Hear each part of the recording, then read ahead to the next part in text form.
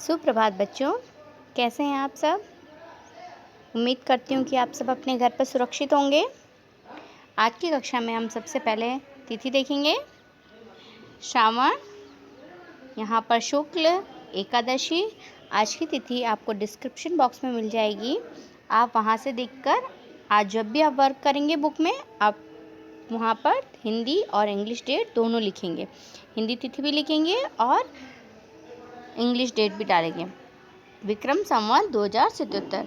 पूर्व ज्ञान में हमने पार्ट 3 डीजी भारतम देखा था, उसका हिंदी अनुवाद देखा था हमने। आज हम उसी पार्ट 3 डीजी भारतम के प्रश्न नंबर 1, 2, 3, 4 देखेंगे और इन्हीं प्रश्नों को आपको अपनी बुक में फिल करना है, लिखना है बुक में, और पेंसिल से लिखना है, गुड हैंड राइटिंग में लिखना है। आगे देखेंगे हम। देखिएगा, प्रश्न नंबर 1, अधोलिखितानां प्रश्नानाम् उत्तराणि एकपदेन लिखेत्। क देखेंगे, कुत्र डिजिटल इंडिया इत्यस्य चर्चा भवति। कुत्र मतलब कहाँ।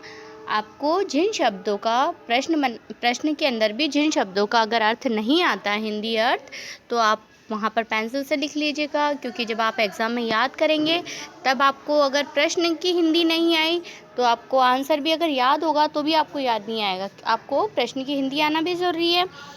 तो कुत्र का मतलब कहाँ। डिजिटल इंडिया इत्यस्य चर्चा भवति। डिजिटल इंडिया की चर्चा होती है। कहाँ होती है। संपूर्ण विश्व। आपकी बुक में आपको आंसर कहाँ, आपको जैसे यहाँ क्वेश्चन फिनिश हो रहा है, यहाँ पे स्पेस है, हमने पिछले पार्ट में भी किया था, यहाँ पर स्पेस है, क्वेश्चन के आगे ही आपको इनके आंसर लिखने हैं। मैंने इसमें नीचे लिख रखा है, लेकिन आपको नीचे नहीं लिखना है, आपको इसके आगे लिखना है, प्रश्न के आगे ही आप लिख दीजिएगा, ठीक है। अगला देखेंगे, केन सह मानवस्य आवश्यकता परिवर्तते। केन मतलब किसके, सह मतलब साथ में, मानवस्य मानव की आवश्यकता परिवर्तित हो जाती है। मानव की आवश्यकता किससे परिवर्तित हो जाती है, किसके साथ परिवर्तित हो जाती है। काल परिवर्तन, अर्थात समय के परिवर्तन से। जैसे जैसे समय बदलता है मनुष्य की आवश्यकताएं चेंज होती जाती है। आपको ये आंसर भी, सारे आंसर क्वेश्चन के आगे लिखने हैं यहाँ पर, ठीक है। अगला देखेंगे, आपने वस्तुनाम क्रय समय केशाम अनिवार्यता न भविष्यति। आपने अर्थात बाजार में वस्तुनाम वस्तुओं के, क्रय अर्थात वस्तु को खरीदते समय, केशाम अर्थात किसकी आवश्यकता नहीं होती है। किसकी आवश्यकता नहीं होती है। रूप्यकाणाम, क्यों नहीं होती है, क्योंकि अब हमारे पास पेटीएम होता है, कार्ड होते हैं, तो हमें कैश रखने की ज़रूरत नहीं होती है। तो यहाँ पर आपको आंसर लिखना है रूप्यकाणाम।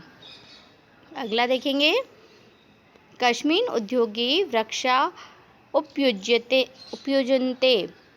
मतलब किस उद्योग में, कस्मिन् मतलब किस उद्योग में वृक्षों की उपयोगिता, वृक्षों की अनिवार्यता होती है। कगर्धोद्योगे अर्थात कागज के उद्योग। कगर्ध का अर्थ क्या होता है, कागज। आपको ये आंसर भी यहाँ बुक में इसके सामने लिखना है। मैंने नीचे लिख रखा है, लेकिन आपको नीचे नहीं लिखना है, क्योंकि आपके बुक में इतना स्पेस नहीं है। अद्य सर्वाणि, अगला देखेंगे, अद्य सर्वाणि कार्याणि केन साधितानि भवन्ति। आज हमारे कार्य किसके माध्यम से, केन मतलब किसके माध्यम से सिद्ध हो जाते हैं। संगणक यंत्रेण, कंप्यूटर के माध्यम से। यहाँ पर अगर आप आंसर चल दूरभाष यंत्रेण लिखते हैं, अर्थात मोबाइल लिखते हैं, तो भी आपका आंसर सही होगा। दोनों आंसर हो सकते हैं, लेकिन बुक में आपकी एक पंक्ति लाइन आ रही है, अद्य सर्वाणि कार्याणि संगणेन यंत्रेण साध्यतानि भवन्ति, इसलिए मैंने यहाँ पर ये लिखा है। लेकिन अगर आप इसका चल दूरभाष यंत्रेण लिखते हैं तो भी आंसर आपका सही होता है। आपको क्वेश्चन के यहाँ, जहाँ देखिए मैं लाइन बना रही हूँ, आपको ये आंसर इनके सामने ही लिखने हैं, सारे क्वेश्चन के, ओके। अगला देखेंगे, अधोलिखितान प्रश्नान पूर्ण वाक्येन उत्तरत। नीचे लिखे गए प्रश्नों को पूर्ण वाक्य में उत्तर दीजिए। यहाँ एक बात समझिएगा, मैंने पूरे आंसर लिख रखे हैं, लेकिन आपको बुक में आपको सिर्फ वन वर्ड में ही लिखना है। जैसा भी अपन ने पिछला किया था ना, शॉर्ट में ही आंसर लिखना है, वो मैं आपको बता दूंगी क्या लिखना है। लेकिन जब एग्ज़ाम होता है एग्जाम में, अगर ऐसा आता है पूर्ण वाक्येन उत्तरत, तो आपको पूर्ण वाक्य में लिखना है, लेकिन अभी बुक में आपको शॉर्ट में ही लिखना है आंसर, ठीक है। क प्राचीन काले विद्या कथम गृह्यते स्म। सबसे पहले तो आप कथम के नीचे अंडरलाइन लगाइए, सभी कथम के नीचे अंडरलाइन कीजिए। प्राचीन काले विद्या कथम गृह्यते स्म, कथम के नीचे अंडरलाइन करेंगे आप।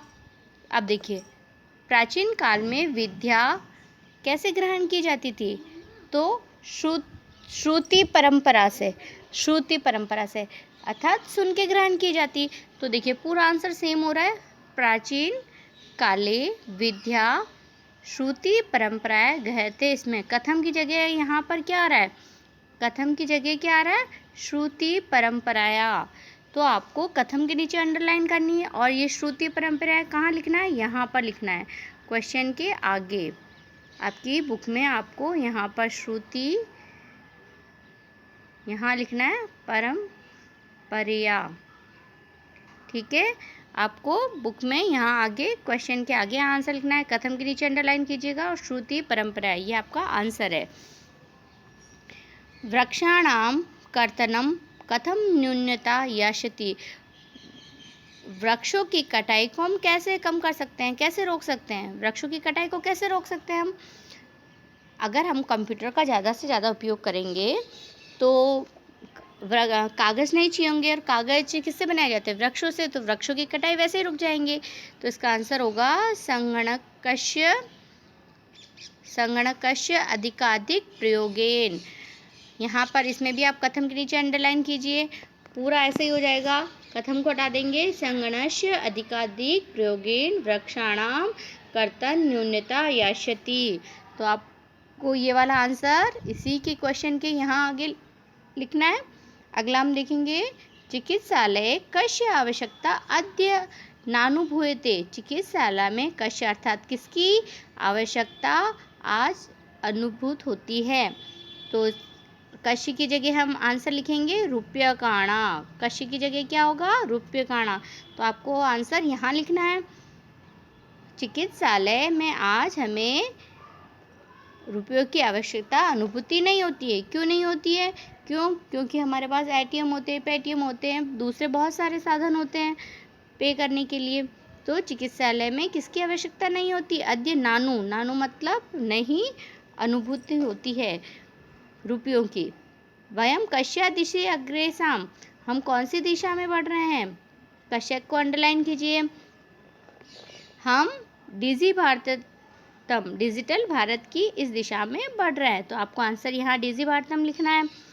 वस्त्रपुट की केशाम आवश्यकता न भविष्यति। केशाम अर्थात वस्त्रपुट के मैंने बताया था आपको, जेब, पॉकेट, जेब में, पॉकेट में आज किसकी आवश्यकता नहीं होती है, किसकी, रुपयों की, क्योंकि हमारे पास कार्ड्स होते हैं।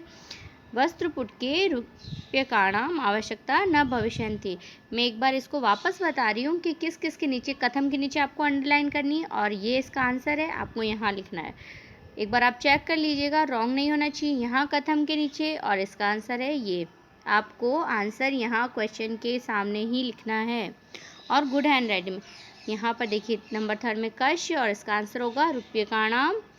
अगला है कस्या, कस्या के नीचे अंडरलाइन होनी चाहिए, डिजी भारतम आंसर, केशाम और रूप्यकाणाम। ये भी आपको मैं शॉर्ट आंसर लिखने के लिए बोल रही हूँ, लेकिन एग्ज़ाम में आपको अगर पूर्ण वाक्य में उत्तर मांगता है तो पूर्ण वाक्य में लिखना है। अभी बुक में आपके स्पेस नहीं है आगे, इसलिए मैं आपको शॉर्ट आंसर बोल रही हूँ। अगला देखेंगे हम, आप इसका स्क्रीनशॉट भी ले सकते हैं ताकि आपको बाद में पता चल जाए कि कैसे कहाँ लिखना है।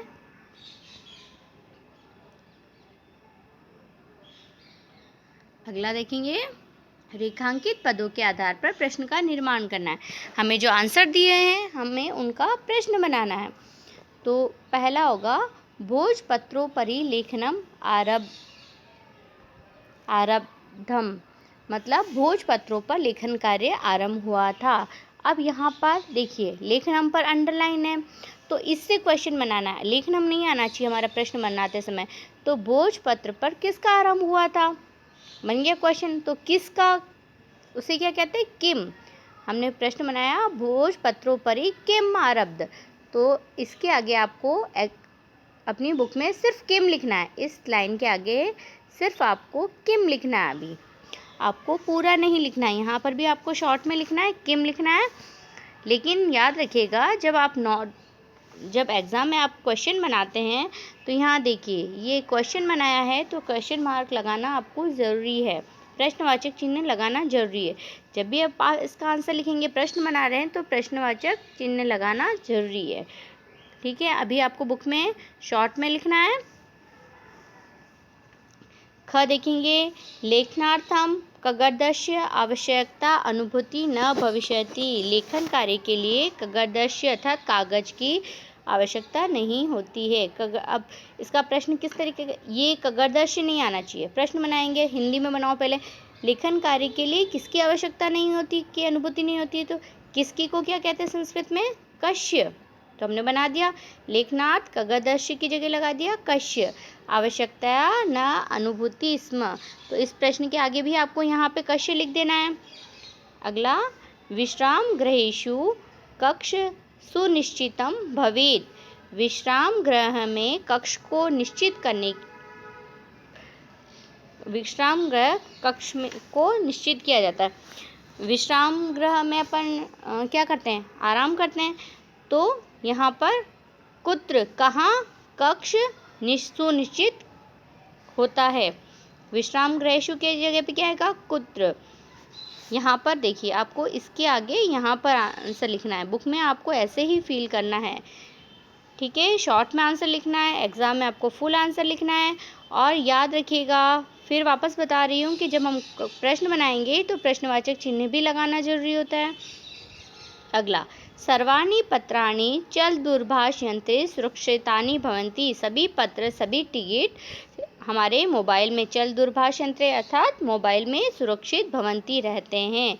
तो चल दूरभाष यंत्र पे लाइन है, तो इसके हिंदी में बनाओ पहले प्रश्न। सभी टिकट कहाँ सुरक्षित रहते हैं, तो कहाँ को क्या कहते हैं, कश्मीन।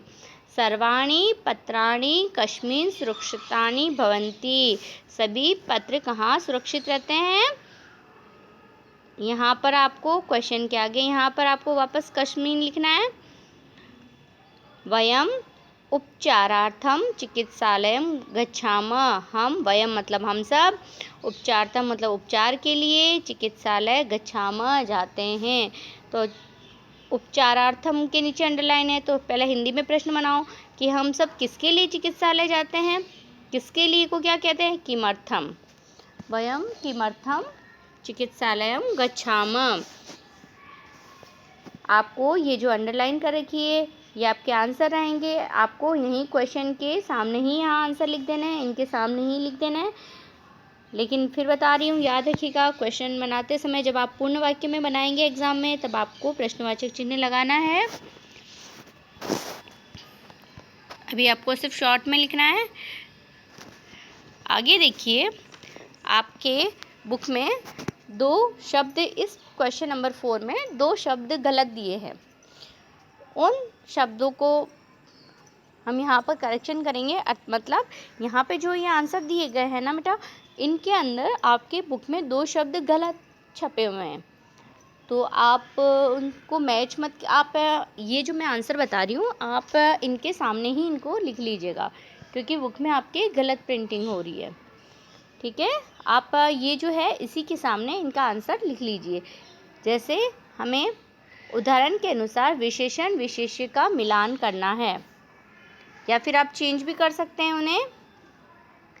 जैसे संपूर्ण, संपूर्ण के आगे संपूर्ण क्या है, विशेषण है।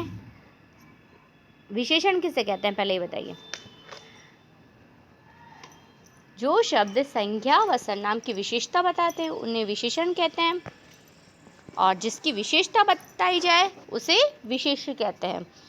तो विशेषण हो गया संपूर्ण, किसकी विशेषता बता रहे हैं, भारत की, तो इसके सामने हमने लिख दिया भारतीय।